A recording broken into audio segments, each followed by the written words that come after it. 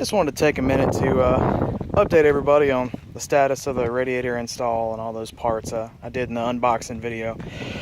As you can see, the radiator's in, so is the hold down bracket.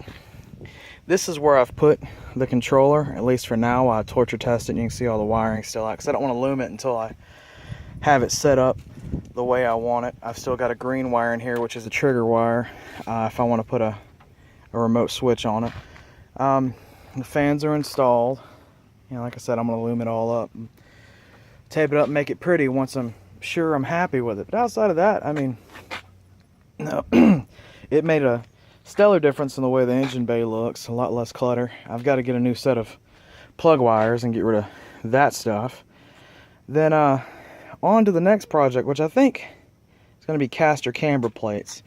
As you see, I've got stock caster camber plates, and in particular this one over here is pretty badly bent. Not sure how that happened. This one is obviously still straight, so I'm going to order a set of caster camber plates and new shocks. Also, one of the things that concerns me is on this side I can barely get one finger in there, not quite two, and on the other side 2 fingers easily on this side, and that's about the average for the height of the B springs. All 4 corners are supposed to have about 2 fingers, or would be approximately 2.5 inches of wheel gap. It's only supposed to lower the car maybe an inch with those springs.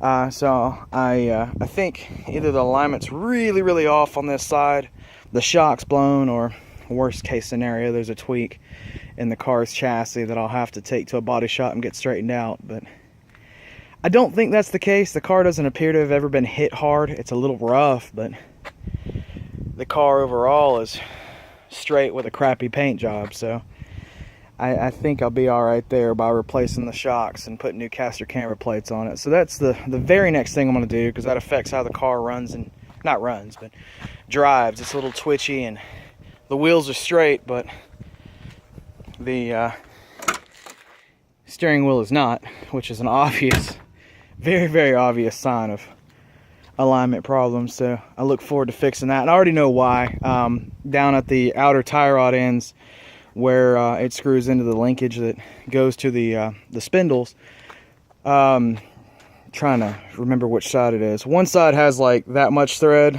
the other side has like that much thread. It's spanned one direction too far, or too far in one direction on the rack and pinion that was installed by the previous owner. So just a lack of ability, I guess.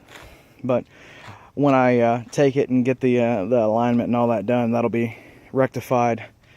You know, the only reason I'm not doing the shocks here at home, because I'm going to have whoever does the alignment do the caster camber plate and the shocks as well, as with hand tools, this is a pain. And particularly that top shock mount nut. I don't have any air tools or anything like that, so I'm going to take it to a local shop. I've already talked to somebody, but I'm going to make sure they're cool with me filming when I take the car to them, and I may film that process if they allow me to do so. Outside of that, yeah, the car's doing a lot better. I've got some serious exhaust leaks over here on the passenger side. The gaskets burn up all that last primary, and I believe because of the type of headers, they're old carbureted headers that they welded an O2 sensor bung into. I believe they're beat up and maybe have warped flanges because it's burning up sections of the gasket instead of sealing flat, and you can tell they've put a bunch of RTV orange sealant, the high temp sealant. They've put a bunch of that on there trying to seal it up.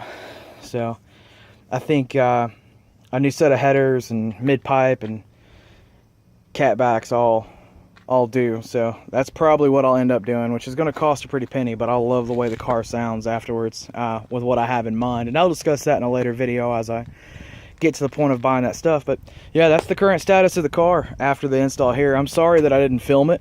I'm filming with my phone. I don't have a good camera or any kind of mounts or anything like that, so it makes it kind of difficult to work on the car and film at the same time, trying to not drop a very expensive phone. But as time progresses, I intend to get a better camera and a mount, maybe a DSLR or a GoPro. I actually prefer the way a good DSLR that records in HD looks over a GoPro, so I'm probably going to try to pick one up secondhand or something like that to kind of improve the filming quality. That way you can also see me for a change instead of my left hand, because I'm holding with the right hand this phone to film for you guys. Surprisingly good quality with the phone too, so I'll still use it for some things, but in the future I hope to have a better camera. So thanks for checking it out, guys. Have a great day, an awesome weekend, and peace.